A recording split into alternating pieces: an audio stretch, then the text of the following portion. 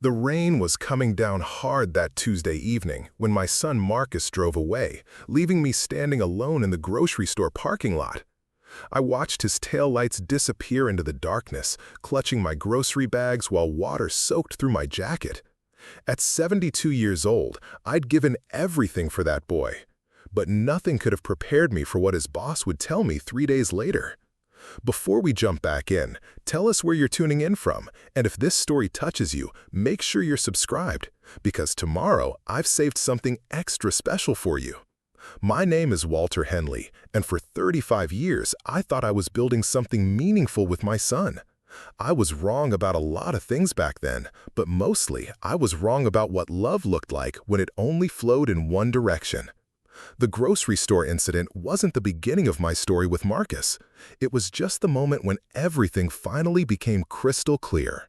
That clarity would cost my son everything he thought he was entitled to, but I'm getting ahead of myself. It started on a Sunday morning in February when I couldn't catch my breath. I was in the garage, organizing tools I'd accumulated over decades of fixing everything Marcus broke, when the chest pain hit like a sledgehammer. The concrete floor felt cold against my cheek as I struggled to breathe, wondering if this was how it would end. Alone in a garage, surrounded by tools bought for a son who never learned to fix anything himself. The ambulance ride to Portland General Hospital passed in a blur of sirens and concerned voices. Emergency surgery followed, something about blocked arteries and emergency stents. The cardiologist, Dr. Patricia Wong, explained that my heart had been running on borrowed time for months. Without immediate intervention, I wouldn't have seen another week. Marcus arrived at the hospital around midnight, still wearing his work uniform from the electronics store. He looked annoyed more than concerned, checking his phone constantly while Dr. Wong explained my condition. "Your father needs complete rest for the next 2 weeks," she told him firmly. "No stress, no heavy lifting, and constant supervision for medication management. Someone needs to stay with him during recovery." Marcus shifted uncomfortably in his chair. "How long exactly? I've got things going on at work." Dr. Wong's expression hardened slightly. "Mr. Henley could have died tonight. This isn't optional care we're discussing." I spent 3 days in the cardiac unit, expecting visits that never came. Marcus appeared briefly on day 2, complaining about hospital parking fees and asking when I'd be released. My neighbors, the Kowalskis, brought flowers and genuine concern. My own son brought impatience and barely concealed irritation. The discharge process felt surreal. Dr. Wong handed me a stack of prescriptions and strict instructions about diet, exercise, and stress management. Marcus stood by the door, keys jangling in his hand, clearly eager to leave. "Dad, I can't take time off work to babysit you," he said as we walked to his car. "I'm up for a promotion next month. This couldn't have happened at a worse time." I settled into the passenger seat, still weak from surgery, and watched my son navigate traffic with aggressive precision. The man I'd raised, the child I'd sacrificed everything for, was treating my near-death experience like an inconvenience to his schedule. When we reached my small house in Southeast Portland, Marcus helped me inside with the efficiency of someone completing an unpleasant task. He deposited my discharge papers on the kitchen table and immediately started looking for the exit. "I'll check on you tomorrow after work," he said, already halfway to the door. "Don't do anything stupid while I'm gone." I spent that first night alone, following Dr. Wong's medication schedule and wondering when my son had become someone I barely recognized. The house felt different somehow, smaller and more fragile, like everything I'd built over the years was made of paper instead of stone. Marcus had grown up in this house. I'd bought it in 1987, a modest 3-bedroom place with a small yard and reasonable mortgage payments. Fresh out of my divorce from his mother, I'd wanted to create stability for an 8-year-old boy who'd already seen too much chaos. For 25 years, every decision I made revolved around Marcus. The promotion I turned down because it required traveling. The relationships I ended because Marcus didn't like my girlfriends. The retirement fund I emptied to pay for his college education, then his car, then his security deposit on apartments he'd inevitably get evicted from. He'd moved back home at 28 after losing another job, promising it would be temporary. That was 5 years ago. Now 33, Marcus occupied my finished basement like a permanent fixture, contributing nothing to household expenses while complaining constantly about his lack of independence. The morning after my hospital discharge, I attempted to make breakfast and nearly collapsed from the effort. Simple tasks like opening medication bottles and preparing food had become mountainous challenges. I called Marcus around 10, hoping he might stop by during his lunch break. "Can't today, Dad. We're doing inventory. Maybe tonight if I'm not too tired." I called again around 3, feeling dizzy and confused about my medication timing. His phone went straight to voicemail. By evening, I was genuinely frightened. The prescription bottles all looked the same, and Dr. Wong's instructions seemed written in a foreign language through my post-surgical fog. Marcus finally appeared around 9, carrying takeout food and wearing the expression of someone fulfilling an obligation. "You look fine," he said, settling on my couch with his dinner. "Stop being so dramatic about everything." I tried to explain my confusion about the medications, the dizziness, the weakness that made climbing stairs feel impossible. Marcus listened with half his attention, scrolling through his phone while I spoke. "Just read the labels, Dad. It's not rocket science." The next morning brought new challenges. I'd run out of essential groceries and couldn't drive due to my medications. When I called Marcus, he sounded genuinely annoyed. "I'm at work, Dad. Can't you figure this out yourself?" By afternoon, I was desperate enough to ask my neighbor, Mrs. Kowalski, for help. She immediately drove me to the grocery store, helped me navigate the aisles, and insisted on carrying my bags. A 70-year-old woman showed more concern for my welfare than my own son. This pattern continued for days. Marcus would appear sporadically, always rushed, always irritated by my needs.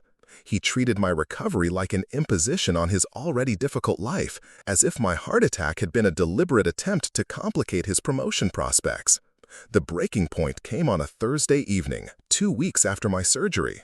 I'd been craving my mother's old recipe for chicken soup, something comforting and familiar during a difficult time. The recipe required specific ingredients I didn't have, and my energy levels weren't sufficient for a solo grocery shopping expedition. I called Marcus around 6, catching him just as he was leaving work. "Hey son, would you mind stopping by the grocery store on your way home? I've got a list ready. Shouldn't take more than 15 minutes. There was a long pause before he responded. "Dad, I've had a really long day. Can't this wait until the weekend?" I explained about the soup, about how isolated I'd felt, about wanting something that reminded me of better times. I thought I was appealing to memories we shared, moments when he'd begged for that same soup during childhood illnesses. "Fine," he said with audible reluctance, "but I'm not spending all evening there. Give me the list and make it quick." 20 minutes later, Marcus arrived with the same impatient energy he'd displayed since my surgery. Preparing and narrating this story took us a lot of time, so if you are enjoying it, subscribe to our channel. It means a lot to us. Now back to the story. I handed him a carefully written list and $60 in cash, grateful that he'd agreed to help despite his obvious reluctance. "I'll be back in 30 minutes, he said, pocketing the money. "Don't call me unless it's an emergency." I settled into my recliner to wait, feeling optimistic for the first time since leaving the hospital. Maybe this small gesture meant Marcus was finally understanding the gravity of my situation. Maybe we could spend the evening together, talking while I prepared the soup that had always been a bridge between us. 45 minutes passed, then an hour. I tried calling his phone, but it went directly to voicemail. By the time 2 hours had elapsed, I was genuinely worried. Had something happened to him? Was he hurt? Despite everything, he was still my son, and the thought of losing him terrified me more than my own mortality. I called again at 9:30, and this time he answered. "Where are you?" I asked, relief flooding through me. I was getting worried. "Oh, I ran into some friends at the store. We decided to grab drinks. I'll bring your stuff by tomorrow." "Tomorrow? Marcus, I was planning to make soup tonight. I'm hungry, and I don't have anything else in the house." Another long pause. "Dad, it's just one night. You won't starve. I'll see you tomorrow after work." The line went dead, leaving me staring at my phone in disbelief. My own son had taken my money, abandoned my groceries, and chosen bar time with friends over a sick father waiting at home. The betrayal felt worse than any physical pain I'd experienced. I made a meal from saltine crackers and canned soup I found in the back of my pantry, trying to process what had just happened. This wasn't about groceries or soup recipes. This was about a fundamental lack of respect, a complete disregard for my worth as a human being. The next evening, Marcus appeared with my groceries as promised, acting as if nothing unusual had happened. "Here's your stuff," he said, depositing bags on my kitchen counter. "There's your change." He handed me $12, claiming the rest had been spent on groceries that clearly cost nowhere near $48. "Where were you last night?" I asked, trying to keep my voice calm. "I told you, I ran into friends, we had a few drinks and lost track of time." "You're making a big deal out of nothing." "Nothing? Marcus, you left me sitting here for hours, worried sick about what had happened to you." He rolled his eyes with the exaggerated patience of someone dealing with an unreasonable child. "Dad, you need to stop being so needy. I'm 33 years old. I don't have to report my every movement to you." The conversation deteriorated from there. Marcus accused me of being dramatic about my health, of using my heart attack to manipulate him into constant attention. He complained about the burden of having a sick father while he was trying to build his career. I listened to his words with growing clarity. This wasn't temporary stress or temporary selfishness. This was who my son had become, who he'd perhaps always been underneath my willful blindness. After he left that night, I sat in my kitchen looking at grocery items I no longer wanted, purchased with money that represented hours of my labor, delivered by someone who saw my needs as inconveniences to his social schedule. The following Tuesday brought the incident that would change everything between us. I'd been managing my recovery well enough to attempt short errands, but grocery shopping still exhausted me beyond my capabilities. I needed help, and Marcus was the only family I had. I called him at work, explaining that I had a doctor's appointment at 3 and needed to stop at the grocery store afterward. Could he meet me there to help with the shopping and drive me home? "Why can't you drive yourself?" he asked, and I could hear typing in the background, as if our conversation was secondary to his work tasks. "The medications make me dizzy, and Dr. Wong said no driving for another week. It'll take 30 minutes, maximum." "Fine," he agreed with obvious reluctance, "but I can't stay long. I've got plans tonight." My appointment with Dr. Wong went well. My heart was healing properly, my blood pressure was stabilizing, and my energy levels were slowly improving. She cleared me for light driving in another week and expressed satisfaction with my recovery progress. I felt genuinely optimistic as Marcus drove me to the Safeway on Powell Boulevard. Maybe this shared errand would give us time to talk, to reconnect after the strain of the past few weeks. The shopping trip started normally enough. I navigated the aisles slowly, still building my stamina, while Marcus followed with obvious impatience. He checked his phone constantly, sighed dramatically when I stopped to compare prices, and made pointed comments about how long everything was taking. We were in the canned goods aisle when his phone rang. I heard him answer with a tone completely different from the one he used with me, bright and enthusiastic. "Hey man, absolutely. I'll be there in 20 minutes. Yeah, I can't wait to see it." He hung up and immediately turned to me with barely concealed annoyance. "Dad, I need to leave. My friend Jake just got a new motorcycle and he's only in town tonight. This is important." "We're almost finished," I said, gesturing to our half-full cart. "Just a few more items." "No, you don't understand. This is a once-in-a-lifetime opportunity. Jake's bike is a custom Harley, and he's leaving for Seattle tomorrow. I have to see it tonight." "Marcus, I can't carry all this myself. My chest still hurts, and I get tired easily." He looked around the store with growing impatience, as if searching for solutions that didn't involve personal sacrifice. "Just buy what you can carry and come back later for the rest, or ask someone else to help you." The casualness of his abandonment hit me like a physical blow. Ask someone else? As if I had a roster of people waiting to assist me. As if the past 35 years of putting his needs first meant nothing. "Marcus, please, just help me finish this, and then you can go." But he was already walking toward the exit, calling over his shoulder without turning around.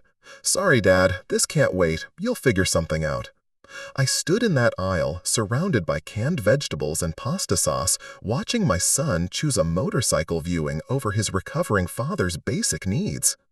Other shoppers moved around me, living their normal lives, while my world fundamentally shifted. I managed to purchase about half my intended groceries, choosing only items I could carry without straining my healing chest. The checkout clerk, a kind woman named Rosa, noticed my struggle and offered to help carry bags to my car. When I explained that I didn't have a car there, that my ride had left unexpectedly, her expression shifted to concern. "Sir, do you need me to call someone for you?" I almost said yes, almost asked this stranger to solve a problem my own son had created. Instead, I thanked her and requested a taxi, spending $25 I couldn't afford on a ride that should have cost Marcus nothing but 20 minutes of his precious time. The taxi driver, an older Somali man named Ahmed, helped me with my groceries and expressed concern about my obvious exhaustion. "You should not be carrying heavy things," he said in careful English. "You need someone to help you." "I had someone," I replied, staring out the window at the Portland streets where I'd raised Marcus, where I'd taught him to ride bikes and drive cars and be responsible. I thought I had someone. That night, alone in my kitchen putting away groceries I'd struggled to purchase, I experienced a clarity that felt almost supernatural. The man I'd raised, the child I'd sacrificed everything for, had become someone who viewed my needs as obstacles to his entertainment. This wasn't about motorcycles or friend visits or work stress. This was about fundamental character, about the kind of person Marcus had chosen to become despite every lesson I'd tried to teach him about responsibility and compassion. I pulled out my phone and deleted his number from my favorites list. Small gesture, but it felt like the beginning of something bigger. The next 3 days passed without contact from Marcus. No call to check on my recovery, no apology for the grocery store abandonment, no acknowledgement that anything unusual had happened. His silence spoke volumes about how little my well-being figured into his daily considerations. I spent those days thinking about patterns I'd ignored for years. The broken promises, the borrowed money never repaid, the way he treated my house like a hotel and my resources like his personal bank account. The grocery store incident wasn't an aberration. It was the logical culmination of 33 years of enablement. On Friday afternoon, my phone rang with a number I didn't recognize. Local area code, but not one in my contacts. I answered cautiously, still weak enough to worry about unknown callers. "Is this Walter Henley?" The voice was professional, businesslike. "Yes, this is Walter." "Mr. Henley, this is David Martinez, regional manager at Best Buy. I need to speak with you about your son, Marcus." My heart rate accelerated, and not in a way Dr. Wong would approve. Had something happened to him? Despite everything, he was still my child. "Is Marcus okay?" I asked. "Mr. Henley, Marcus is fine physically, but we need to discuss his employment situation. Could you come in to see me this afternoon?" The request puzzled me. Why would Marcus's boss want to meet with his father? At 33, Marcus was certainly old enough to handle his own employment issues. "I'm not sure I understand, Mr. Martinez. Marcus is an adult. Shouldn't you be discussing this with him directly?" "We have," Mr. Martinez said grimly, "extensively. But there are some things you need to know about your son's recent behavior, things that directly involve you." The tone of his voice suggested this wasn't a positive conversation waiting to happen. I agreed to meet him at the store at 4 o'clock, curiosity overriding my instinct to avoid whatever complications Marcus had created. Best Buy was only 15 minutes from my house, but I'd never visited Marcus at work. He'd always discouraged family visits, claiming they were unprofessional and embarrassing. Now I was beginning to understand why. David Martinez was a man in his 40s with graying hair and the tired expression of someone who dealt with problem employees regularly. He met me at the customer service desk and led me to a small office behind the sales floor. "Mr. Henley, thank you for coming in. I know this is unusual, but your son's situation has become complicated in ways that affect you directly. He gestured for me to sit in a chair across from his desk, which was covered with paperwork and what looked like incident reports. "What kind of situation?" I asked, though I was already dreading the answer. Martinez opened a folder and pulled out several documents. "For the past 6 months, your son has been telling coworkers and customers that he's caring for his elderly, disabled father. He's used this story to explain tardiness, early departures, and multiple absences from work." I stared at him in confusion. Elderly and disabled? I'd just turned 72, and while my recent heart surgery had slowed me down, I was hardly disabled. "According to Marcus," Martinez continued, "you require constant supervision and assistance. He's told his supervisor that you have dementia, mobility issues, and frequent medical emergencies that require his immediate attention." The words hit me like physical blows. Dementia? Medical emergencies requiring immediate attention? I thought about Marcus's reluctance to help with simple grocery shopping, his impatience with my recovery needs, his complete absence during my actual medical crisis. "Mr. Martinez," I said slowly, "none of that is true. I've been managing my own care quite well. Marcus has actually been—" I paused, unsure how much to reveal about my son's neglect. "Go on," Martinez encouraged. "This conversation is completely confidential, but I need to understand the real situation. Marcus has been largely absent during my recovery. He left me stranded at a grocery store just 3 days ago because he wanted to see a friend's motorcycle." Martinez nodded grimly, making notes on a yellow pad. "That timing is significant, Mr. Henley. On Tuesday afternoon, Marcus left work 2 hours early, claiming you'd had a medical emergency requiring immediate care. He used emergency leave time, which prevents us from docking his pay." I felt physically sick. While I'd been struggling with grocery bags and calling a taxi, Marcus had been lying to his employer about caring for me during a fabricated emergency. "How long has this been going on?" I asked. Martinez consulted his folder. "The story started about 6 months ago, shortly after he applied for a promotion to assistant manager. Initially, it was just occasional explanations for tardiness or leaving early, but recently, it's escalated to multiple weekly absences. 6 months ago. That would have been around the time Marcus started complaining more aggressively about his lack of career advancement, about feeling stuck in retail work while his friends progressed in their careers. Mr. Henley," Martinez continued, "I need you to understand that we take elder care responsibilities seriously here. We've been accommodating your son's schedule and giving him significant flexibility because we believed he was caring for a family member in crisis." The weight of Marcus's deception was staggering.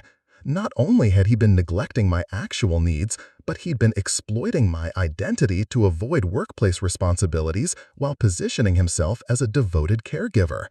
"What kind of accommodations?" I asked, though I was afraid to hear the answer.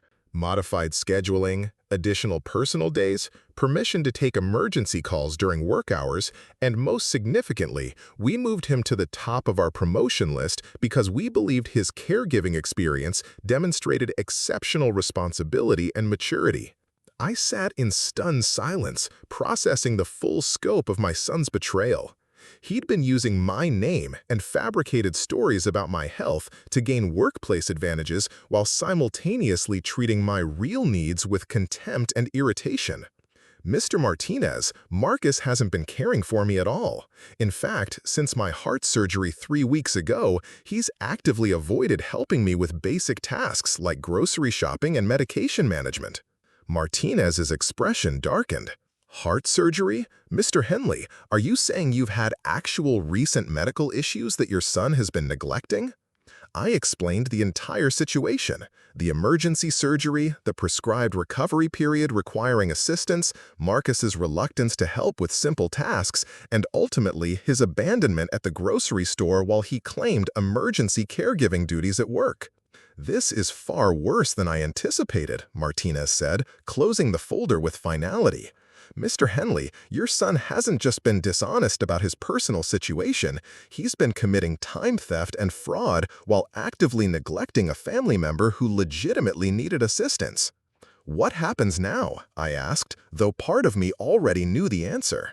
Marcus will be terminated immediately. We'll also be reviewing whether to pursue legal action for the wages he's received under false pretenses. The promotion he was scheduled to receive next week is obviously canceled. I should have felt satisfaction at this justice, but instead I felt hollow. My son had destroyed his career prospects while neglecting my genuine needs, all so he could maintain his lifestyle without acknowledging the responsibilities that came with being an adult. "Mr. Henley," Martinez said gently, "I hope you understand that we had to investigate this situation once inconsistencies emerged. One of Marcus's coworkers mentioned seeing him at a bar Tuesday evening, posting on social media about his friend's new motorcycle. That directly contradicted his claimed emergency caregiving duties. The final piece fell into place. Marcus hadn't just lied about caring for me. He'd been stupid enough to document his real activities on social media while claiming emergency family responsibilities at work. "Will you be contacting Marcus today?" I asked. "We already have. He's been instructed to return his uniform and badge by 5 o'clock today. His final paycheck will reflect only the hours he actually worked, minus the emergency time he claimed fraudulently." I thanked Martinez for his professionalism and left the store feeling like I'd witnessed the end of something that had been dying for years. Marcus had finally experienced real consequences for his selfishness, but those consequences had arrived through his own stupidity rather than any justice I'd orchestrated. The drive home gave me time to process what I'd learned. For months, while Marcus complained about his stagnant career and lack of recognition, he'd been building professional advantages based on lies about caring for me. The same man who couldn't spare 30 minutes to help with groceries had been portraying himself as a devoted caregiver worthy of promotion and special accommodations. I pulled into my driveway around 5:15, noting that Marcus's car wasn't there yet. He was probably just learning about his termination, probably scrambling to understand how his careful deceptions had unraveled so completely. My phone rang at exactly 5:30. Marcus's name appeared on the screen, and for the first time in weeks, I hesitated before answering. The conversation ahead would define our relationship going forward, and I wasn't sure either of us was prepared for that level of honesty. I answered on the fourth ring. "Dad." Marcus's voice was tight with panic. "I need to talk to you. Can I come over right now?" I looked around my quiet house, my sanctuary that Marcus had been treating as a free hotel while spinning lies about my supposed disabilities and care requirements. "We definitely need to talk," I said, calmly. "Come on over." The next 20 minutes would determine whether my son was capable of growth and genuine remorse, or whether 35 years of unconditional love had produced someone fundamentally incapable of accepting responsibility for his actions. I settled into my recliner to wait, feeling strangely peaceful despite the approaching confrontation. After weeks of confusion and hurt, everything was finally becoming clear. The truth, as painful as it might be, was always preferable to the comfortable lies I'd been telling myself about Marcus's character. Outside, Portland's February rain continued falling, washing the winter streets clean while I prepared for a conversation that would either save my relationship with my son or end it entirely. The sound of Marcus's key in the front door came exactly 23 minutes after our phone call. I remained in my recliner, listening to his footsteps on the hardwood floor I'd refinished myself 15 years ago when he'd complained about the house looking dated. "Dad?" His voice carried a forced casualness that didn't match the panic I'd heard over the phone. "In here," I called back, not moving from my chair. Marcus appeared in the doorway, still wearing his Best Buy polo shirt, probably for the last time. His face was flushed and his hands shook slightly as he perched on the edge of my couch. "So, I guess you talked to my boss today," he said, attempting a tone that suggested this was all some minor misunderstanding. "I did," I replied evenly. "David Martinez called me in for a very interesting conversation about your work situation." Marcus shifted uncomfortably, avoiding direct eye contact. "Look, Dad, there's been some kind of miscommunication. Martinez is blowing everything out of proportion." The ease with which he began constructing new lies was almost impressive. Even caught red-handed, even facing immediate consequences, Marcus's first instinct was to manipulate rather than acknowledge responsibility. "What kind of miscommunication?" I asked, curious to see how deep this deception would go. Well, you know how I've been helping you since your surgery? I mentioned that to my supervisor and somehow it got exaggerated into something bigger than it really was. Marcus was rewriting history in real time, attempting to transform his neglect into assistance and his lies into simple misunderstandings. The audacity was breathtaking. "Help me understand something," I said, leaning forward in my chair. "When exactly have you been helping me since my surgery?" His face reddened, but he pressed forward with his fabrication. "I've been checking on you, making sure you're okay. That's caregiving, right?" "Checking on me? Marcus, you visited maybe 5 times in 3 weeks. You left me stranded at the grocery store 3 days ago to look at a motorcycle. How exactly does that constitute the intensive elder care you described to your employer?" Finally, some cracks appeared in his composure. "Look, maybe I exaggerated a little about how much care you needed, but everyone does that kind of thing. Not a big deal." I pulled out my phone and showed him the notes I'd been keeping since my surgery. Dates, times, specific incidents of his absence during my recovery. "Tuesday, February 15th, I read aloud. Called Marcus for help with medication confusion. Phone went to voicemail. Thursday, February 17th. Asked for grocery store assistance. Marcus canceled to meet friends for drinks. Friday, February 18th. No contact from Marcus despite promising to check on me daily." "Stop it," Marcus interrupted, genuine anger replacing his fake casualness. "You're making me sound like some terrible person." "I'm not making you sound like anything. I'm reading facts from my own experience." The silence stretched between us, broken only by the sound of rain against my living room windows. Marcus stared at his hands, perhaps finally confronting the reality of his actions. "Dad," he said quietly, "I know I haven't been perfect, but losing my job isn't fair. I need that income." "Need it for what?" I asked. You live here rent-free, eat food I purchase, use utilities I pay for. What expenses are so critical that you'd lie to your employer and neglect your recovering father?" Another long pause. Finally, Marcus looked up with something approaching honesty in his expression. "I've been saving money to move out, to get my own place. The promotion would have made that possible." Saving money by lying about caring for me while actually avoiding any real caregiving responsibilities? His composure cracked completely. "You don't understand the pressure I'm under.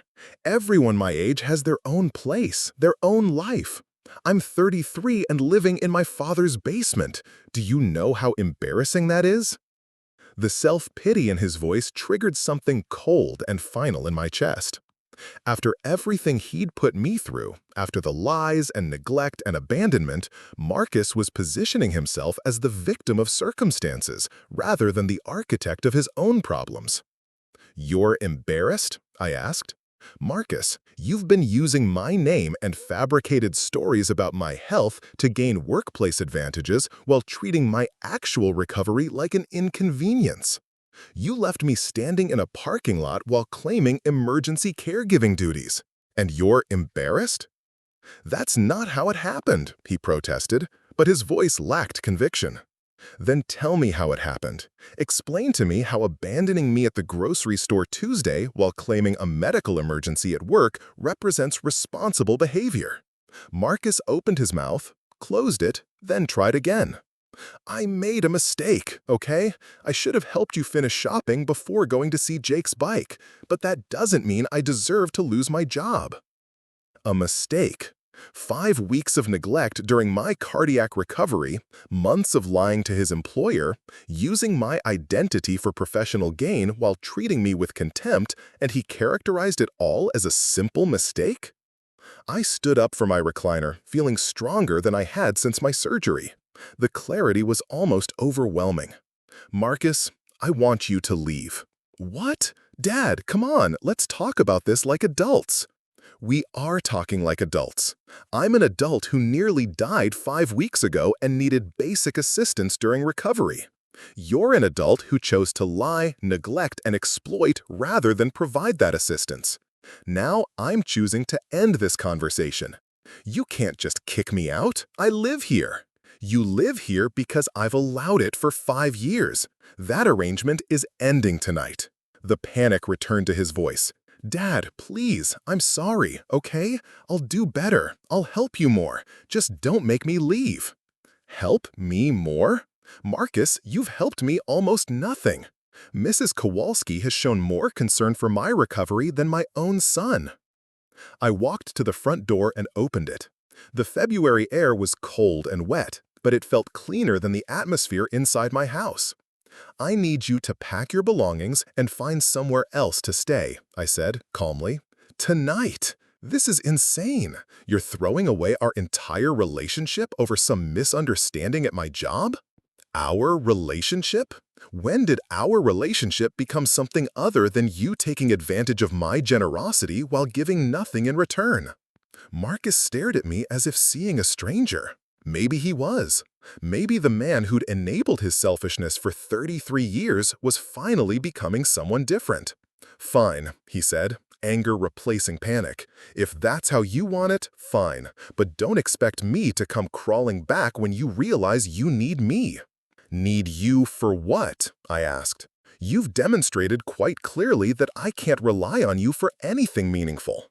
He stormed upstairs to pack, slamming doors and making as much noise as possible.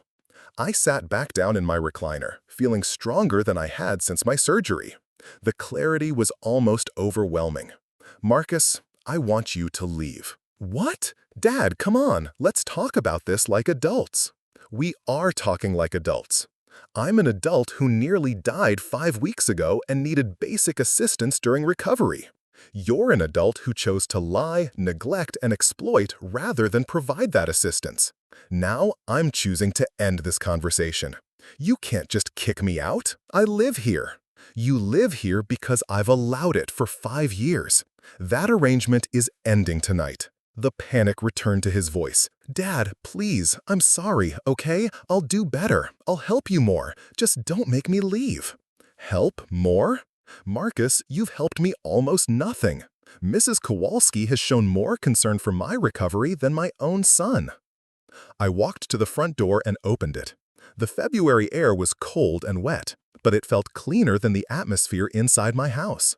I need you to pack your belongings and find somewhere else to stay, I said calmly. Tonight? This is insane. You're throwing away our entire relationship over some misunderstanding at my job? Our relationship? When did our relationship become something other than you taking advantage of my generosity while giving nothing in return? Marcus stared at me as if seeing a stranger. Maybe he was. Maybe the man who'd enabled his selfishness for 33 years was finally becoming someone different. Fine, he said, anger replacing panic. If that's how you want it, fine. But don't expect me to come crawling back when you realize you need me. Need you for what? I asked.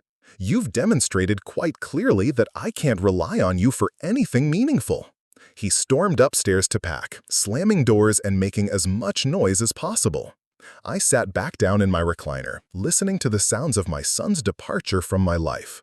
45 minutes later, Marcus appeared with 3 suitcases and a garbage bag full of belongings. He'd managed to pack 5 years of accumulated possessions with remarkable efficiency. This is really how you want to end things? He asked, standing in my doorway like he was giving me one final chance to change my mind. I want to end the part where I give everything and you give nothing, I replied. If that means ending our relationship entirely, that's your choice to make. Marcus loaded his car without another word. As he drove away, his taillights disappearing into the rainy Portland night, I felt something I hadn't experienced in decades. Peace. Complete, overwhelming peace. For the first time since my heart surgery, I was truly beginning to heal. The first week without Marcus felt like learning to breathe underwater. Everything required conscious effort. Making breakfast without his complaints about the noise. Watching television without his commentary about boring shows. Moving through my house without navigating around his scattered belongings and general chaos. But the silence wasn't empty. It was rich with possibility. I started making lists, something I hadn't done since my corporate days 20 years ago. Simple things at first. Grocery items I actually wanted, rather than whatever Marcus preferred. Home improvement projects I'd postponed because he'd complained about the noise or inconvenience. places I'd always wanted to visit but couldn't afford after supporting a grown man's lifestyle. Dr. Wong noticed the change during my follow-up appointment the next Friday. "Your blood pressure is excellent, Walter. Whatever you're doing differently, keep it up." I'd removed a major source of stress from my life, I told her, not elaborating on the specifics. She nodded knowingly. Family dynamics can be complicated during recovery. Sometimes patients need to make difficult decisions about what serves their healing best. The following Monday brought an unexpected visitor. Mrs. Kowalski knocked on my door around 10 in the morning, carrying a plate of homemade cookies and wearing an expression of gentle concern. "Walter, I haven't seen Marcus's car around lately. Is everything all right?" I invited her in for coffee, realizing this was the first social visit I'd hosted in years. Marcus had always made guests feel unwelcome with his loud television, scattered gaming equipment, and general air of irritation at being disturbed. We parted ways, I explained simply. It was time for both of us to move forward independently. Mrs. Kowalski studied my face carefully. "You look peaceful, Walter. More relaxed than I've seen you in years." We spent an hour discussing my recovery, her garden plans for spring, and the neighborhood changes we'd both witnessed over the decades. It occurred to me that I'd lived next door to this woman for 15 years without ever having a real conversation, partly because Marcus had always monopolized my attention with his problems and demands. After she left, I realized how isolated I'd become, not just during my recovery, but for years before that. Marcus's presence had filled my house but emptied it of genuine companionship. His constant needs had prevented me from developing adult friendships or pursuing personal interests. That afternoon, I did something I hadn't done in 5 years. I drove to Powell's Books downtown and spent 3 hours browsing without checking my phone, without worrying about Marcus's schedule, without rushing home to accommodate someone else's plans. I purchased books about hiking, photography, and retirement planning, topics that interested me rather than whatever Marcus needed help with or complained about. The woman at the checkout counter commented on my selections. "Planning some adventures?" she asked with a warm smile. "Something like that," I replied, realizing that for the first time in decades, I was actually planning something for myself. The second week brought a call from Marcus. Tuesday evening, just as I was settling into my new routine of quiet dinners and peaceful television watching. "Dad?" His voice was carefully controlled, neither angry nor pleading. "I've been thinking about our conversation. Maybe we both said things we didn't mean." I listened without responding, curious about his approach to reconciliation. "I found a place to stay," he continued. "I'm renting a room from my friend Derek until I can get back on my feet. I wanted you to know I'm okay." "That's good, Marcus. I'm glad you're managing independently." The line went quiet for several seconds. "Look, I know I made mistakes with the work situation. I handled everything badly. But I've been thinking about what you said, about our relationship being one-sided." More silence. I didn't fill it with reassurances or encouragement. This was his conversation to have. "I want to make things right between us," he said finally. "I want to prove that I can be a better son than I've been." "What does that look like to you?" I asked. "I don't know yet, but I'm willing to figure it out if you'll give me a chance." "Marcus, I'm not interested in chances anymore. I'm interested in consistent behavior over time. If you want a relationship with me, you'll need to demonstrate that you understand what went wrong and that you're capable of genuine change." "How long would that take?" he asked, and I could hear the impatience creeping into his voice despite his efforts to control it. "However long it takes," I replied. "There's no timeline for rebuilding trust, no schedule for proving character growth." Another pause. "I'll call you next week," he said. "Maybe we can have coffee or something." "Maybe," I agreed, but internally I doubted whether Marcus was capable of the self-reflection required for genuine change. The call ended cordially but without warmth. I'd learned not to mistake Marcus's temporary cooperation for permanent transformation. He demonstrated remorse and good intentions countless times over the years, usually when he needed something or faced consequences for his actions.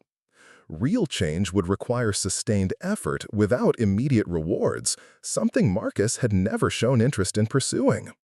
The third week brought spring weather and a decision I'd been avoiding for months. My house was too large for one person, too expensive to maintain on my fixed income, and too full of memories I no longer wanted to preserve. I called a realtor recommended by Mrs. Kowalski, a professional woman named Sandra Chen who specialized in senior housing transitions. Many of my clients are looking to downsize, she explained during our initial meeting. The equity from your home could fund a comfortable apartment, plus provide significant savings for travel or other interests. We discussed market values, neighborhood trends, and timeline considerations.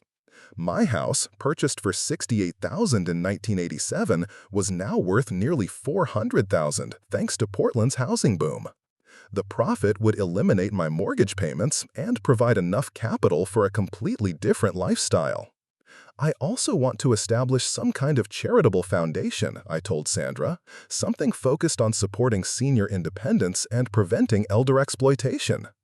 Her expression shifted to genuine interest. That's wonderful, Walter. I have clients who'd benefit from that kind of resource. Family dynamics can be so challenging for seniors. We scheduled a property assessment for the following week, beginning the process of transforming my house from a family home into investment capital for my future independence. That evening, I sat in my living room calculating numbers and possibilities. Without Marcus's implicit claim on my resources, without the assumption that my estate would eventually support his lifestyle, I was free to allocate my wealth according to his expectations. The math was liberating. Apartment rent, utilities, and living expenses would consume less than half my current housing costs. The remaining funds could support travel, charitable work, and genuine leisure activities for the first time in my adult life. I called Dr. Wong's office the next morning to request copies of my medical records. If I was going to start fresh, I wanted complete documentation of my health status and recovery progress. The nurse asked if I needed the records transferred to a new physician. Not necessarily, I replied. I'm considering relocating somewhere with better weather and outdoor recreation opportunities. The idea had been forming subconsciously for days. Portland's weather, while familiar, aggravated my arthritis and limited my hiking ambitions. Arizona, New Mexico, even Southern California offered year-round outdoor access and senior communities designed for active lifestyles. Marcus called again the following Thursday, earlier than promised and with less control over his emotions. "Dad, I heard from Derek that you're selling the house. Is that true?" "I'm considering it," I confirmed. "Why does that concern you? Where am I supposed to live if you sell the house?" The panic in his voice was barely concealed. "Marcus, you moved out 3 weeks ago. Where you live now is entirely your decision and responsibility." "But I thought, eventually I'd move back in, once we worked things out." The assumption behind his words was staggering. Despite everything that had happened, despite the lies and neglect and abandonment, Marcus had been planning to return to his comfortable basement lifestyle once I'd forgiven him sufficiently. "There's nothing to work out regarding your living situation," I said calmly. "You're 33 years old. Your housing is your responsibility, not mine." "Dad, be reasonable. I can't afford rent in Portland on unemployment." Where am I supposed to go? Wherever adults go when they need to support themselves. Other cities, different jobs, roommate situations, whatever works for your circumstances. You're seriously going to leave me homeless? The dramatic language was typical Marcus, designed to make me feel guilty for setting reasonable boundaries. But I'd moved beyond guilt into clarity. You're not homeless, Marcus. You're staying with Derek. If that arrangement doesn't work long-term, you'll figure out alternatives like every other adult in America. This is about the job thing, isn't it? You're punishing me for making mistakes at work. This is about 33 years of patterns, Marcus. The job situation was just the most recent example of behavior I'm no longer willing to enable. The conversation deteriorated quickly from there. Marcus accused me of abandoning family loyalty, of being unreasonable and vindictive, of throwing away our relationship over minor mistakes. I listened without arguing, recognizing the familiar script of someone who'd never learned to accept responsibility for consequences. When he'd exhausted his arguments, I made my position clear. Marcus, I'm not angry with you anymore. I'm just done being your safety net while you treat me like an inconvenience. You're welcome to rebuild our relationship through consistent, respectful behavior over time, but my housing and financial decisions will be made independently of your preferences. The call ended with him hanging up abruptly, probably hoping I'd call back to smooth things over and negotiate some compromise. I didn't call back. Instead, I contacted Sandra Chen to expedite the property assessment. The following Monday brought Marcus to my door unannounced, looking haggard and desperate. I watched through my front window as he sat in his car for several minutes, apparently gathering courage for whatever conversation he'd planned. When I opened the door, he attempted the smile that had manipulated me successfully for decades. "Hey, Dad, I was in the neighborhood and thought I'd stop by. Mind if I come in?" "Actually, I do mind. If you want to talk, we can do it here on the porch." His facade cracked slightly, but he pressed forward with whatever strategy he'd rehearsed. "I've been doing a lot of thinking since we last talked. I realize I need to take responsibility for my mistakes and prove that I can change." "All right," I said, settling into my porch chair. "I'm listening." "First, I want to apologize for how I handled your recovery. I was selfish and immature, and I'm sorry you didn't get the support you needed." The words sounded practiced, like he'd rehearsed this speech multiple times. But apologies were meaningless without accompanying behavior changes. "What specifically are you apologizing for?" I asked. "For not helping you more when you were sick, for leaving you at the grocery store, for lying to my boss about taking care of you. And what do you understand about why those actions were harmful?" Marcus paused, clearly unprepared for follow-up questions that required actual insight rather than scripted remorse. "Well, you needed help and I wasn't there for you. That must have been really hard." The surface-level understanding was disappointing, but not surprising. Marcus was apologizing for the inconvenience he'd caused me, not demonstrating comprehension of the character issues his behavior had revealed. "What else?" I prompted. I guess lying to my boss was wrong because it got me fired and made you look bad." Made me look bad. Even in his apology, Marcus was focused on the practical consequences rather than the ethical violations in exploiting my identity for workplace advantages.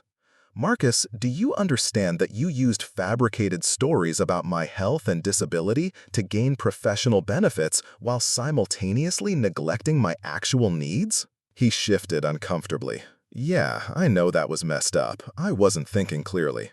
"What specifically wasn't you thinking clearly about?" Another long pause. "I guess I was just stressed about money and wanting to get promoted, so I made bad decisions." The conversation continued for 20 minutes, with Marcus offering increasingly elaborate justifications for behavior he claimed to regret. He blamed stress, financial pressure, and poor judgment, but never acknowledged the fundamental selfishness that had driven his choices. When he finally reached his real objective, the rehearsed contrition disappeared entirely. "So I was thinking, maybe I could move back in while I look for another job, just temporarily, until I get back on my feet. I've learned my lesson, and I promised things would be different." The transition from apology to request was so seamless it was almost artistic. Marcus had spent 20 minutes performing remorse specifically to justify returning to his previous lifestyle. "No," I said, simply. "Dad, come on. I'm trying to make things right here. I apologized, I acknowledged my mistakes. What more do you want?" "I want you to understand that apologies don't erase patterns of behavior. I want you to demonstrate actual change over time, rather than promising future improvement. Most importantly, I want you to accept that your living situation is your responsibility, not mine." His mask finally slipped completely. "This is ridiculous. I'm your son. Family is supposed to help each other. Family members are supposed to treat each other with respect and consideration. You've demonstrated that you're incapable of both." I stood up to go inside, signaling the end of our conversation. Marcus remained on my porch, probably calculating whether additional pleading might change my mind. "Dad, wait! What if I paid rent? What if I contributed to household expenses?" "Marcus, you don't have a job. How exactly would you pay rent?" "I'll find work. There are plenty of retail positions available." "You've been unemployed for 3 weeks. If you were serious about finding work, you'd already be employed." The truth was that Marcus had never shown initiative about employment unless forced by circumstances. He'd gotten his Best Buy position through a friend's recommendation and had been content to remain there indefinitely until his lies created consequences. "Look," he said, his voice taking on the whining tone I'd heard throughout his childhood, "I know I screwed up, but everyone deserves a second chance. Marcus, this is your 15th or 20th chance. I've been giving you second chances for your entire adult life." He stood there in frustrated silence, probably recognizing that his usual manipulation tactics weren't working, but lacking any alternative strategies for getting what he wanted. "Fine," he said finally, "but don't expect me to keep trying forever. If you want to throw away our relationship, that's your choice." The threat was supposed to motivate me to compromise, to fear losing him more than I valued my own peace and independence. "I've already accepted that possibility," I replied. "If maintaining our relationship requires me to continue enabling your irresponsibility, then yes, I'm choosing to end it." Marcus walked to his car without another word, driving away with the aggressive acceleration of someone who'd been denied something he felt entitled to receive. I remained on my porch for several minutes, processing the conversation and its implications. Marcus's apology had been purely transactional, designed to restore his access to my resources rather than repair the damage his behavior had caused to our relationship. More troubling was his continued inability to understand why his actions had been problematic beyond their practical consequences. He regretted getting fired and losing his comfortable living situation, but showed no comprehension of the ethical violations involved in exploiting my identity while neglecting my legitimate needs. The following morning brought a call from Sandra Chen with preliminary assessment results. "Walter, your property is in excellent condition for its age. Based on current market conditions, I'd recommend listing at $425,000. We should have multiple offers within the first week." The figure exceeded my expectations by enough to fund an even more ambitious retirement lifestyle than I'd originally planned. "How quickly could we close?" I asked. "With cash offers, potentially within 30 days. Are you prepared to move that fast?"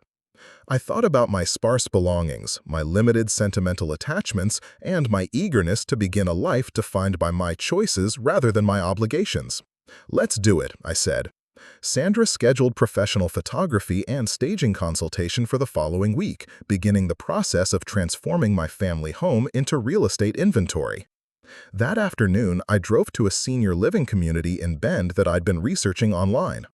The facility offered independent apartments, activity programs, and easy access to hiking trails throughout Central Oregon. The tour exceeded my expectations. Clean, modern apartments with mountain views, a community center with woodworking shops, photography darkrooms, and lecture halls. Residents who seemed engaged and active rather than warehoused and forgotten. "This is exactly the kind of environment I've been looking for," I told the community director, an energetic woman named Patricia who'd been leading seniors programs for 15 years. "We get a lot of residents from Portland who are looking for outdoor recreation and lower costs," she said. "The lifestyle here is very different from urban retirement." I filled out preliminary applications and requested information about move-in timelines.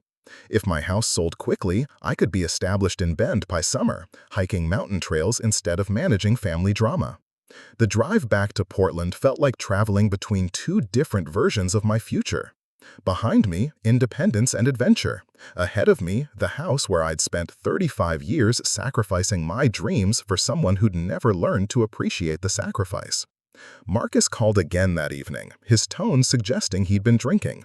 "I talked to Derek about our situation," he said, his words slightly slurred. "He thinks you're being unreasonable." "Derek doesn't know our history, Marcus. His opinion isn't relevant to my decisions." "He knows enough. He knows you're kicking your son out on the street after one mistake."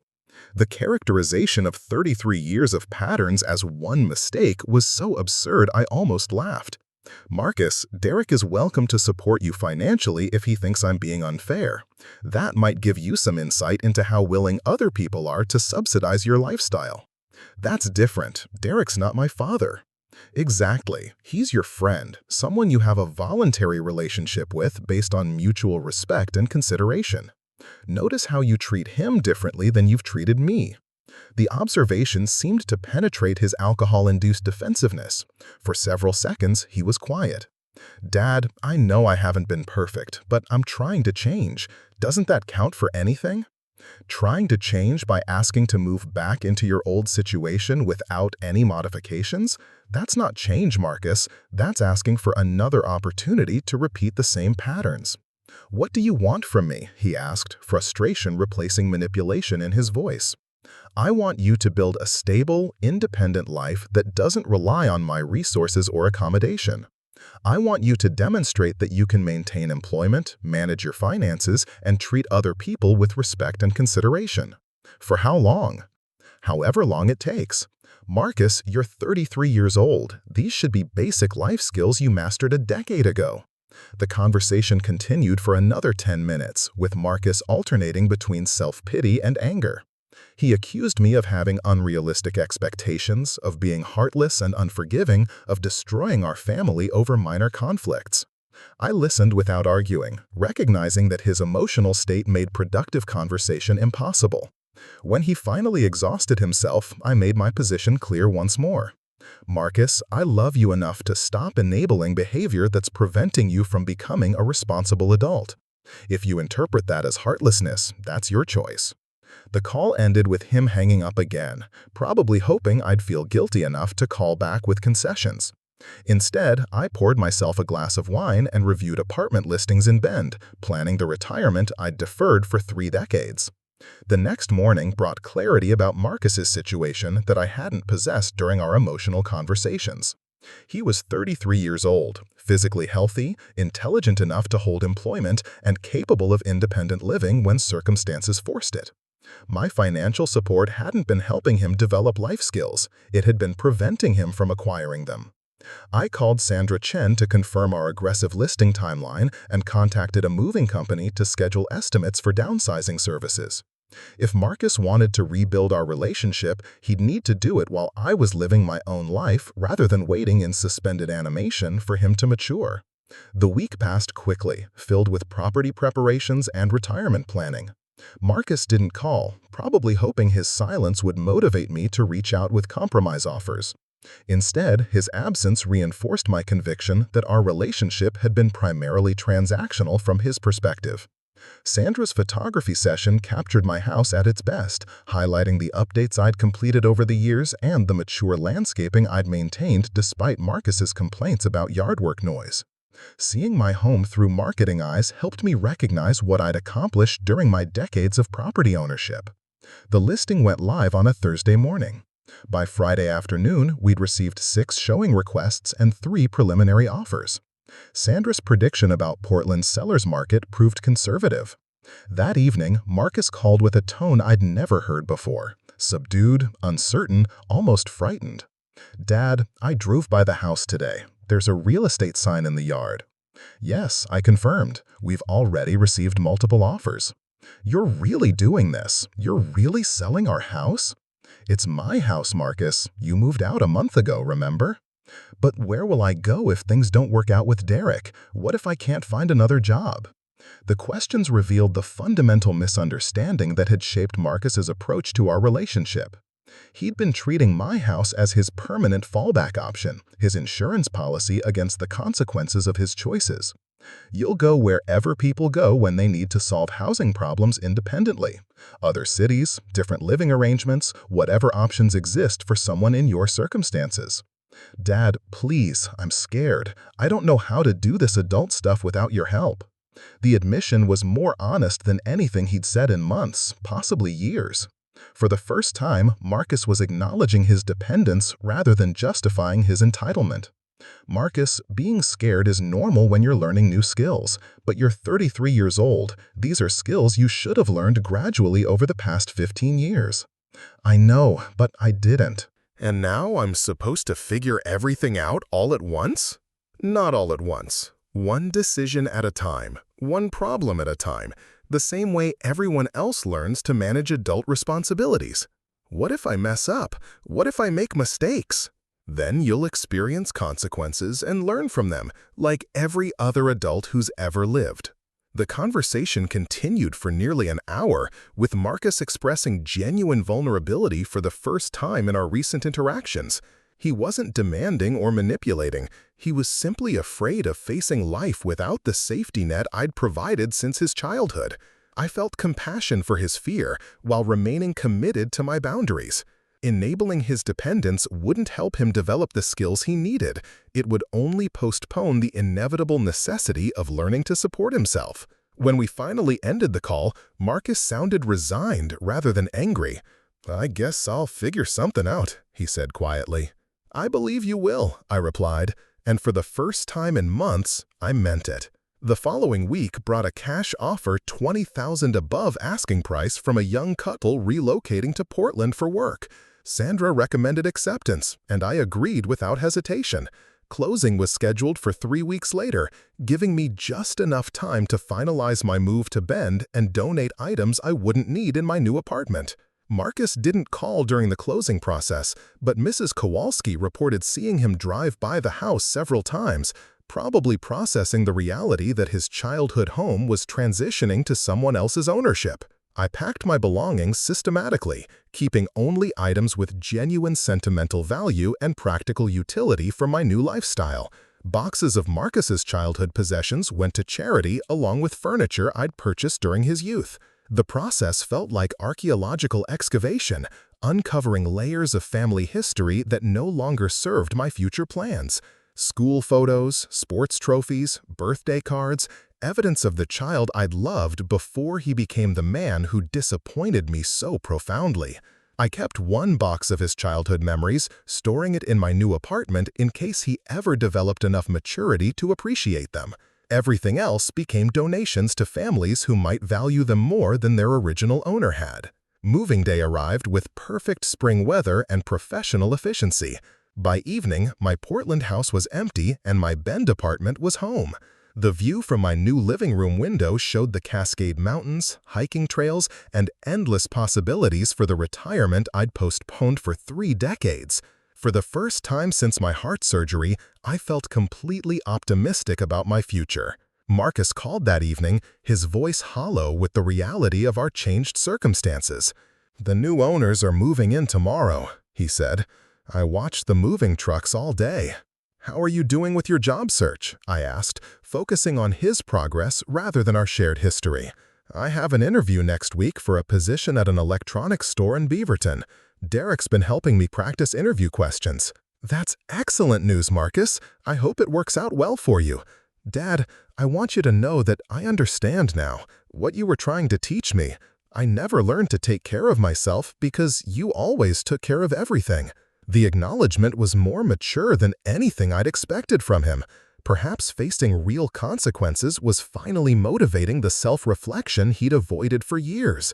"What made you realize that?" I asked. "Living with Derek, seeing how he manages his finances, pays his bills, handles problems without calling his parents for help. I never learned any of that because I never had to." We talked for 20 minutes about his growing understanding of adult responsibilities and his plans for developing independence. The conversation felt different from our previous interactions, more honest and less manipulative. When we ended the call, Marcus didn't ask about visiting or returning home. Instead, he asked if he could call occasionally to update me on his progress and occasionally ask for advice rather than assistance. "I'd like that," I told him, recognizing the first signs of genuine maturity I'd seen from him in years. Outside my new apartment window, the Oregon mountains were silhouetted against the sunset, promising adventures I'd never had time to pursue during my decades of single parenthood and family obligation. For the first time in 35 years, my time belonged entirely to me. The freedom was overwhelming and intoxicating, and exactly what I'd needed to begin healing from more than just my heart surgery. Tomorrow, I would start exploring hiking trails and photography opportunities and volunteer work with seniors who were learning to navigate family relationships that had become complicated by dependence and entitlement. Tonight, I would sit in my comfortable chair, in my quiet apartment, in my independent life, and appreciate the peace that came from finally understanding the difference between love and enablement. The phone didn't ring with demands or emergencies or manipulation attempts. The silence wasn't empty, it was full of potential. Marcus was learning to manage his life without my constant intervention. I was learning to enjoy my life without his constant complications. Both of us, finally, were growing up. The first snow of winter in Bend arrived early, dusting the Cascade Peaks with white that caught the morning light like scattered diamonds. I stood at my apartment window with my coffee, watching the transformation and feeling grateful for the view that had replaced my old kitchen's outlook onto Marcus's cluttered basement window. 6 months had passed since my move to Central Oregon. 6 months of hiking trails I'd only dreamed about during my Portland years. 6 months of photography classes, woodworking workshops, and conversations with people who chose to spend time with me rather than people who felt obligated to tolerate my presence. The phone rang while I was reviewing pictures from my latest hiking expedition to Smith Rock. Marcus's name appeared on the screen, but these calls have evolved into something entirely different from our previous conversations. "Hey, Dad." His voice carried a confidence I'd rarely heard before. "How are the mountains treating you?" "Beautifully," I replied, settling into my reading chair. "Just got back from a challenging trail yesterday. My legs are still reminding me I'm 72. Marcus laughed, a genuine sound without the undertone of irritation that had characterized our interactions for years. "I've got some news to share. Good news, actually." "I'm listening." "I got promoted to assistant manager at the electronics store.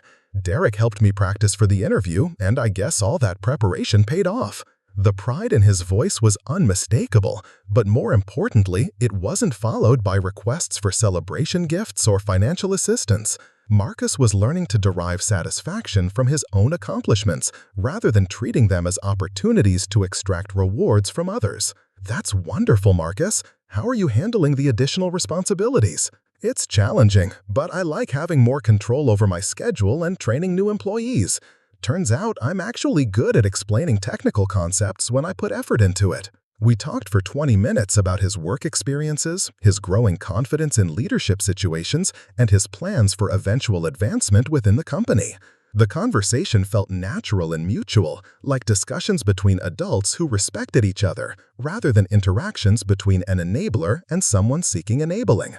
"Dad," he said as our call was winding down, "I want to thank you for not letting me move back home last spring. I was furious at the time, but it forced me to figure out things I should have learned years ago." "What kinds of things?" I asked, curious about his perspective on his growth process. "Basic stuff that seems obvious now.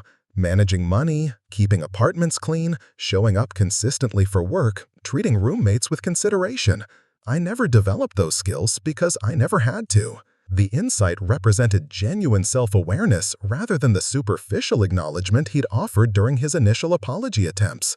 Marcus was beginning to understand the systemic nature of his dependence rather than viewing individual incidents as isolated mistakes.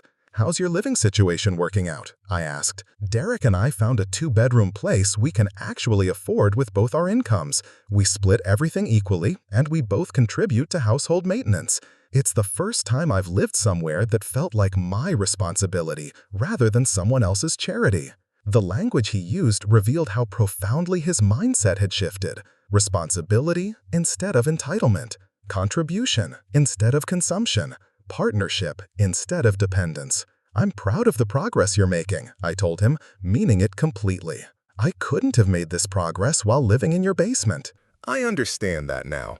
You weren't abandoning me when you made me leave, you were forcing me to grow up. After we ended the call, I reflected on the dramatic changes in both our lives during the past 6 months. Marcus was developing independence and self-respect. I was pursuing interests and adventures I'd postponed for decades. Both of us were healthier and happier for maintaining boundaries that initially felt harsh but had proven necessary. The following week brought an unexpected visitor to Bend. Mrs. Kowalski had driven over the mountains to visit her sister and called to invite me to dinner at a local restaurant. "Walter, you look wonderful," she said as we settled into our booth at a cozy steakhouse downtown. "Mountain living obviously agrees with you." "I feel better than I have in years," I admitted. "The outdoor activities, the community here, the freedom to make decisions based on my preferences rather than someone else's needs." She nodded knowingly. "I've watched a lot of neighbors over the years struggle with adult children who never learned independence. It's heartbreaking for everyone involved." We discussed my hiking adventures, photography projects, and volunteer work with a local senior advocacy organization. Mrs. Kowalski shared updates about our old neighborhood and news about other longtime residents. "How is Marcus adjusting to independence?" she asked as dessert arrived. I updated her on his employment success, his stable housing situation, and the maturity he'd been demonstrating during our recent conversations. "He sounds like a completely different person," she observed. "Sometimes people need to face real consequences before they develop real character." The insight was simple but profound. Marcus hadn't lacked the capability for responsibility and consideration, he'd lacked the necessity. My decades of accommodation had prevented him from developing skills that emerged naturally once his survival depended on them. After dinner, Mrs. Kowalski and I walked through downtown Bend, admiring the historic buildings and mountain views that had become my daily environment. "I'm so glad you made the decision to move here," she said as we returned to our cars. "You seem like yourself again, if that makes sense." It made perfect sense. For years, I'd been a diminished version of myself, constantly managing Marcus's problems and accommodating his limitations. Moving to Bend had allowed me to rediscover interests and capabilities I'd forgotten I possessed. The drive back to my apartment took me past hiking trails I'd explored, photography locations I'd discovered, and the community center where I'd been volunteering with other seniors navigating complicated family dynamics. My phone buzzed with a text from Marcus as I settled in for the evening. "Just wanted to say thanks again for dinner conversation earlier. Good to hear you're enjoying Ben so much." The message represented another sign of his growing emotional maturity. He was expressing gratitude spontaneously rather than strategically, focusing on my happiness rather than positioning himself for future benefits. I texted back a simple response: "Proud of the man you're becoming." November brought an invitation that surprised me with its significance. The senior advocacy organization where I'd been volunteering asked me to speak at their annual conference about family boundary setting and senior independence. "Your story resonates with so many of our clients," explained Barbara, the program director. "Adult children who exploit elderly parents financially, emotionally, or practically. Seniors who struggle to maintain dignity while family members treat them as resources rather than individuals." I'd been sharing my experiences during support group sessions, helping other seniors recognize patterns of manipulation and develop strategies for protecting their autonomy. The work felt meaningful in ways my corporate career never had. The conference presentation went better than I'd expected. Speaking to an audience of seniors, adult children, and social workers about the difference between supporting family members and enabling destructive behavior felt like the most important work I'd ever done. During the question period, a woman in her 80s raised her hand with tears in her eyes. "My daughter has been using my credit cards and claiming she'll pay me back for 3 years. I know I should stop her, but I'm afraid she'll cut off contact with my grandchildren. How do you find the courage to set boundaries when you're afraid of losing family relationships?" The question crystallized everything I'd learned during my own boundary setting process. Fear of abandonment had been the primary weapon Marcus used to maintain access to my resources.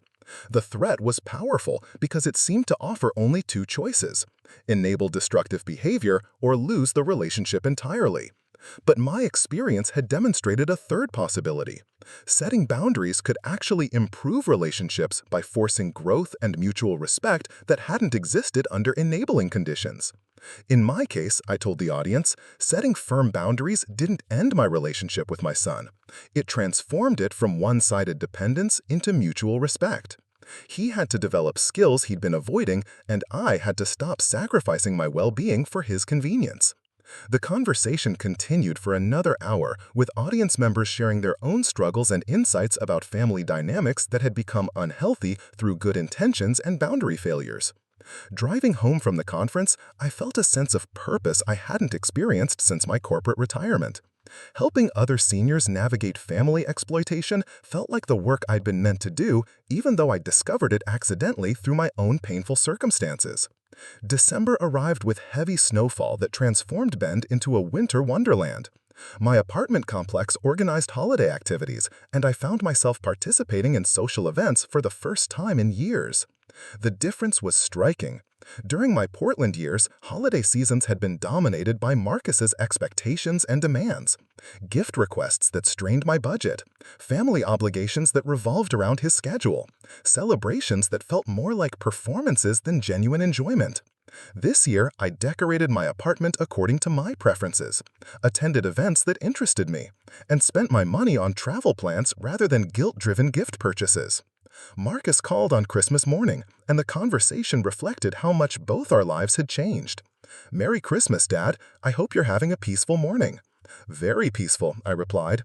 "I'm planning to drive up to Mount Bachelor later for some winter photography. How are you spending the day?" "Derek and I are cooking dinner for his parents and sister. It's the first time I've hosted anything for other people's families. I'm nervous but excited." The fact that Marcus was voluntarily taking on hosting responsibilities demonstrated growth I wouldn't have believed possible 18 months earlier. He was choosing to contribute to other people's happiness rather than simply consuming their efforts. "That sounds wonderful, Marcus. Are you enjoying the cooking process?" "More than I expected. Derek's been teaching me some basic techniques, and I'm discovering I actually like planning meals and preparing food for people I care about." The parallel to my own journey was unmistakable.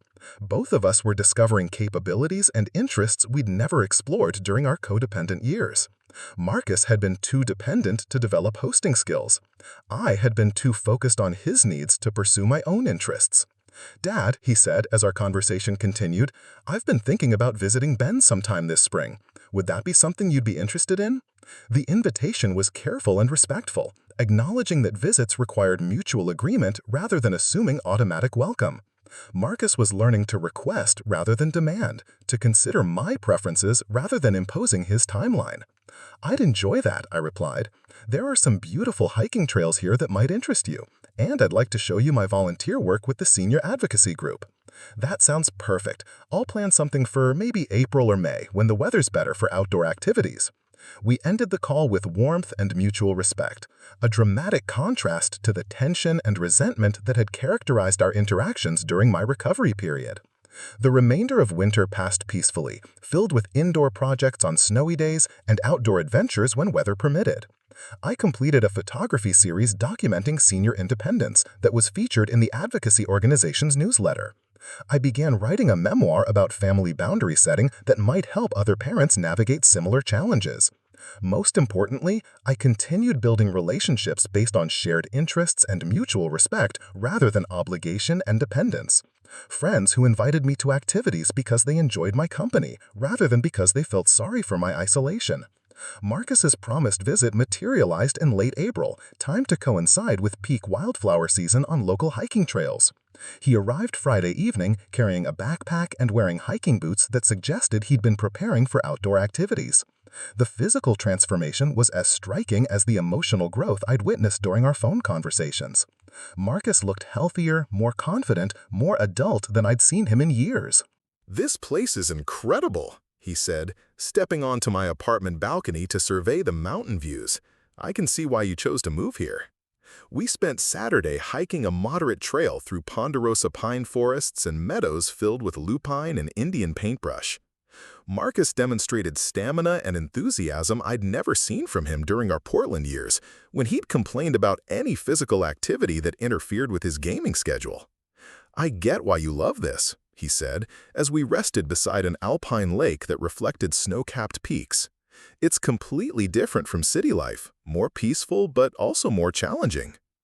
The observation captured something important about both our journeys. We'd both been living comfortable but unchallenging lives that prevented growth and satisfaction.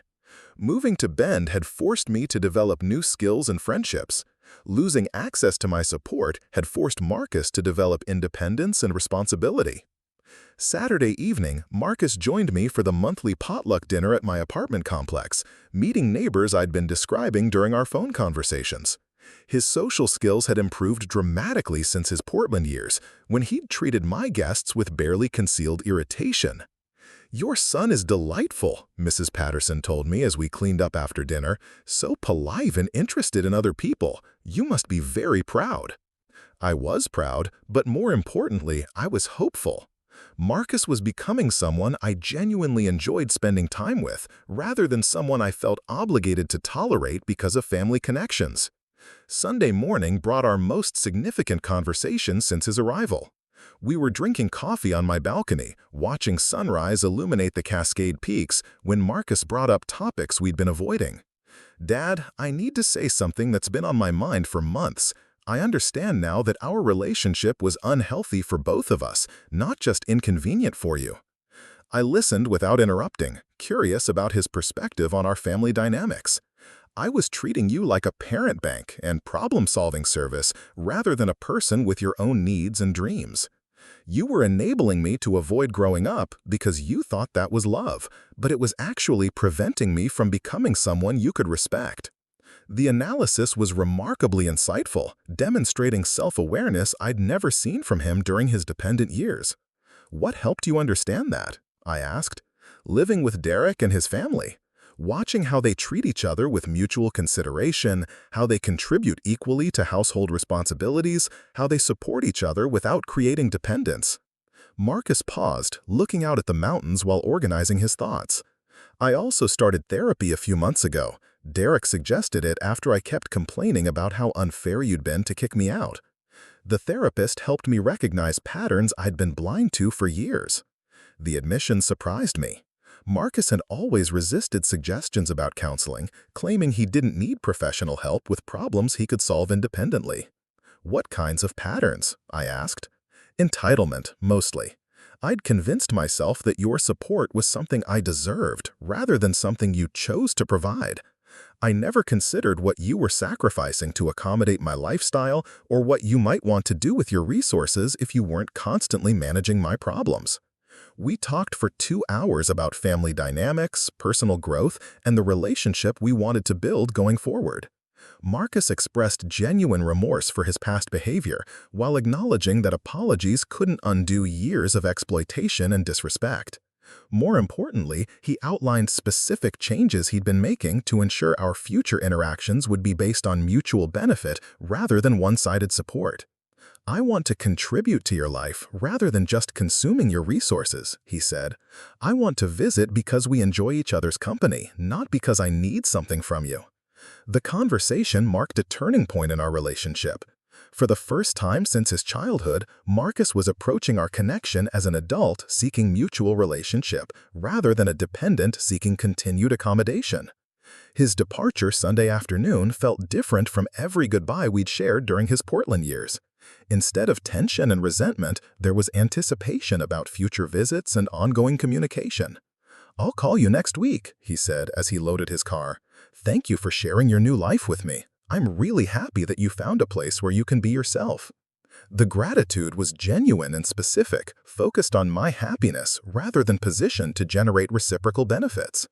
Marcus was learning to celebrate other people's success rather than viewing it as diminishment of his own opportunities.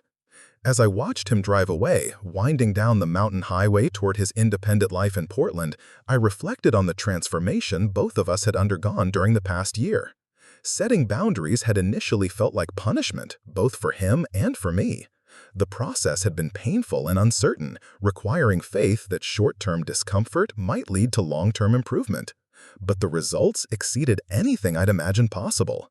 Marcus had developed skills, confidence, and character that had remained dormant during his dependent years. I had rediscovered interests, friendships, and adventures that had been impossible while managing his constant needs. Most surprisingly, our relationship had become genuinely enjoyable for the first time since his childhood.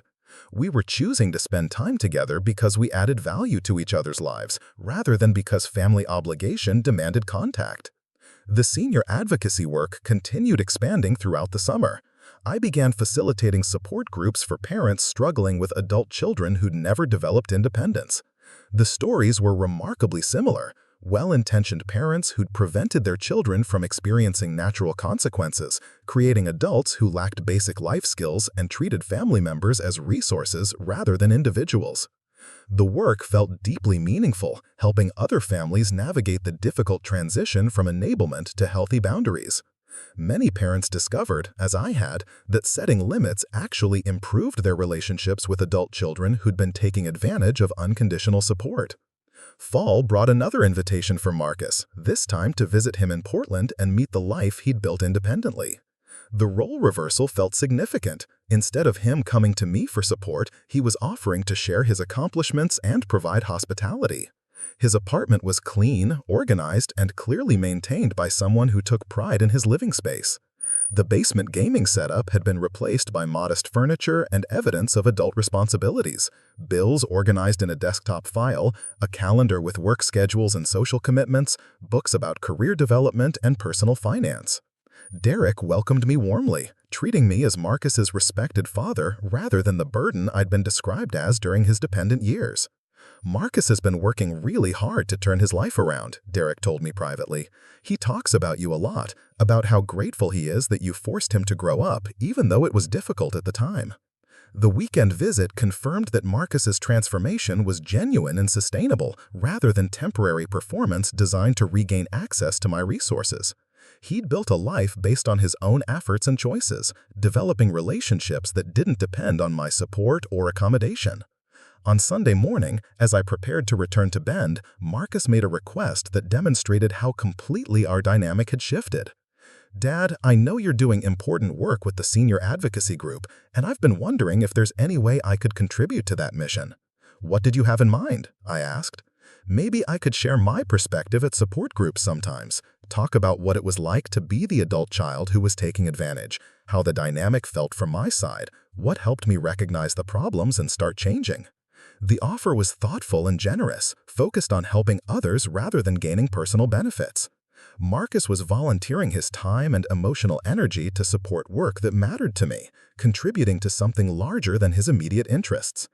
"I think that would be incredibly valuable," I told him. "Your insights could help parents understand their children's perspectives and help adult children recognize patterns they might be blind to." The drive back to Bend felt like completing a circle. 2 years earlier, I'd been a man recovering from heart surgery, abandoned by the son I'd sacrificed everything for, questioning whether my life had any value beyond what I could provide for ungrateful family members. Now I was returning to a life filled with purpose, adventure, and relationships based on mutual respect and genuine affection. Marcus had become someone I was proud to call my son, not because of what he might accomplish in the future, but because of the character he'd developed through facing real consequences and choosing growth over comfort. The mountains welcomed me home with autumn colors and crisp air that filled my lungs with possibility. Tomorrow, I would hike new trails, work on photography projects, facilitate support groups, and continue building the retirement I'd earned through decades of hard work and sacrifice.